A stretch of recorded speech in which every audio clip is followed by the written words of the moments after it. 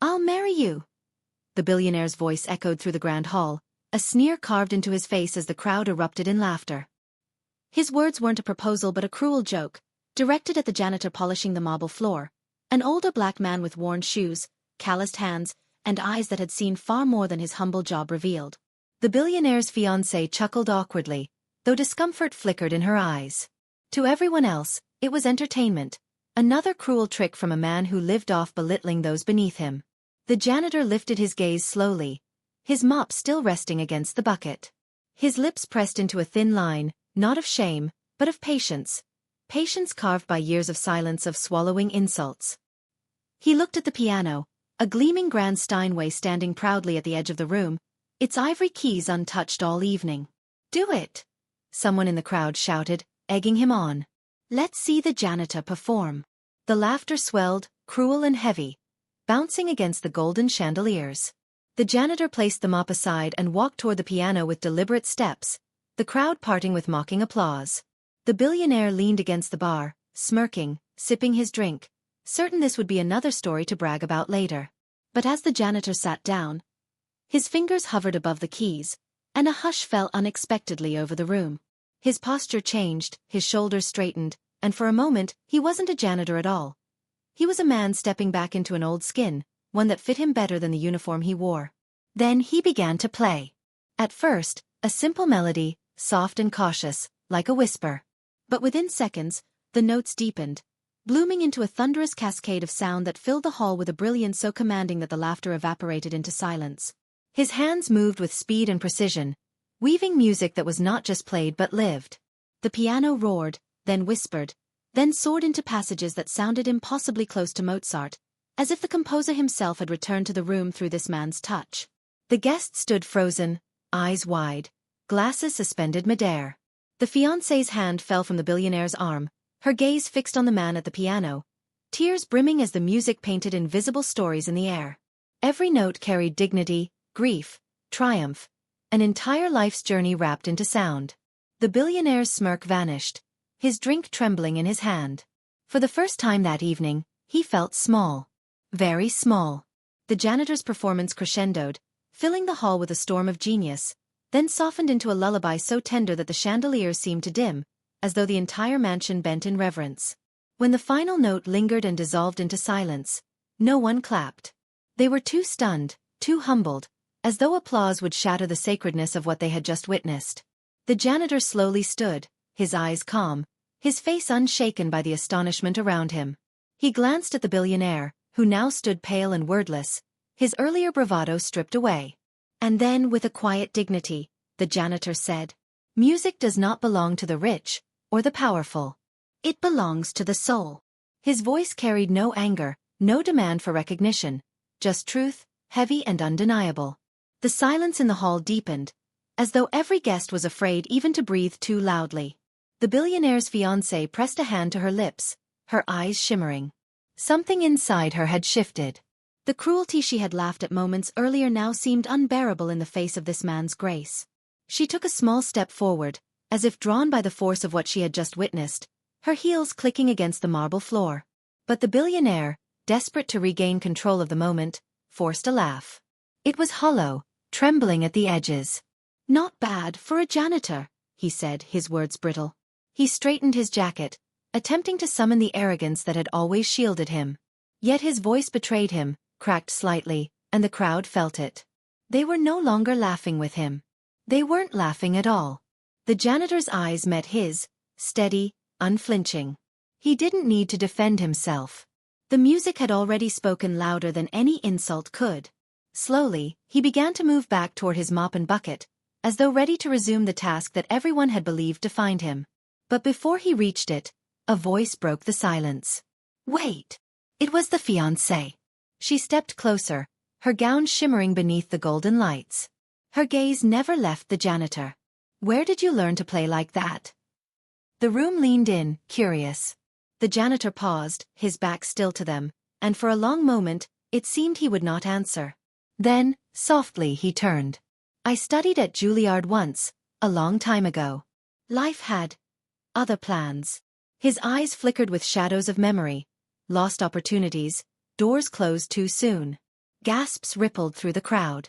Juilliard was a name that needed no explanation. Suddenly, the janitor was no longer just a man who swept floors. He was a fallen star whose brilliance had been hidden under years of silence. The billionaire's smirk wavered, his mind racing. He had meant to humiliate, but instead he had unveiled a story that now threatened to eclipse his own. And worst of all, the admiration in his fiancée's eyes was no longer his to claim.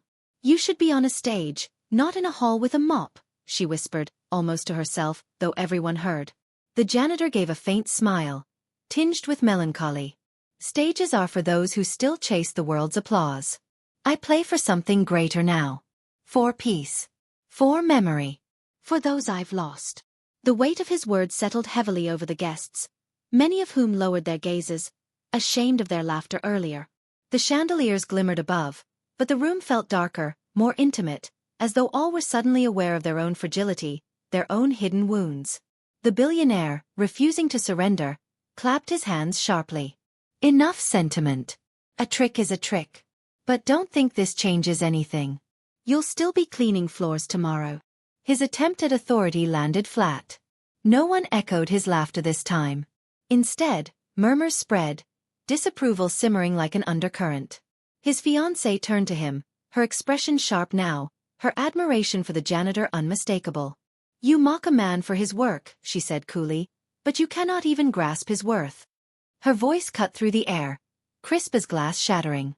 The billionaire stiffened, taken aback by her open defiance. The janitor raised a hand gently. "Please. Do not quarrel on my account." His humility only deepened the contrast between him and the man who had tried to belittle him. He turned again toward his mop, as though ready to fade back into invisibility, to slip into the shadows that wealth and arrogance had pushed him into.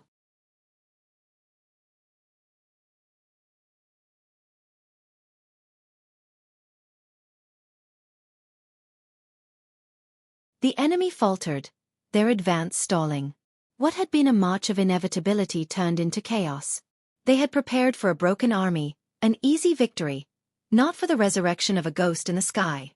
Fear replaced arrogance, and confusion rippled through their ranks. But with every victory came cost. Inside the cockpit, Elias could feel the shudder of his A-10, the frame straining against punishment. Warning lights blinked, fuel reserves dangerously low. He ignored them all. His hands were steady, his breathing measured. He thought not of survival, but of buying every second he could for those below. A young soldier on the ground, helmet tilted back, whispered to his comrade as tracer rounds lit the sky, "That's no man, that's a legend." And perhaps in that moment, Elias became exactly that. The general finally broke his silence on the command channel. His voice was no longer the weary tone of a man resigned to loss. It was sharp, commanding, alive again. "All units. Regroup. Push forward. Ward is opening the sky for us. Take the ground." The battlefield shifted like a great beast waking from slumber. Soldiers surged with newfound fury, counterattacking with the sound of the A-10 as their war drum. Where there had been retreat, now there was advance. Where there had been despair, now there was fire. Elias watched it unfold from above, eyes narrowing as he spotted another column moving through the canyon, a desperate push from the enemy. He knew the risk, knew his bird could barely handle another run, but his decision was instant. He angled down, engines howling as he dove once more into the storm. Flak peppered the air, bursts of black clouds surrounding him, but he pressed on. His finger tightened on the trigger, and the Avenger roared again, a torrent of shells shredding through armor, metal shrieking as tanks erupted. His plane shook violently, alarms screaming, but Elias held steady, refusing to pull away until the last tank was burning. The strain finally showed. A blast tore near his wing, rattling the entire frame. Warning lights flashed red across his panel, and the engine coughed in protest. Smoke trailed behind the A-10 as Elias pulled up, fighting to keep her aloft. The battlefield below erupted in flames and thunder, the enemy scattering under the fury he unleashed. His breathing grew heavier, the weight of exhaustion settling in, but he forced a grin. He had given them time. He had given them belief. He had turned surrender into defiance. The general's voice broke through once more, urgent but reverent now. "Ward, if you can hear me, you've done more than any of us could ask. Return to base. That's an order." But Elias didn't answer immediately.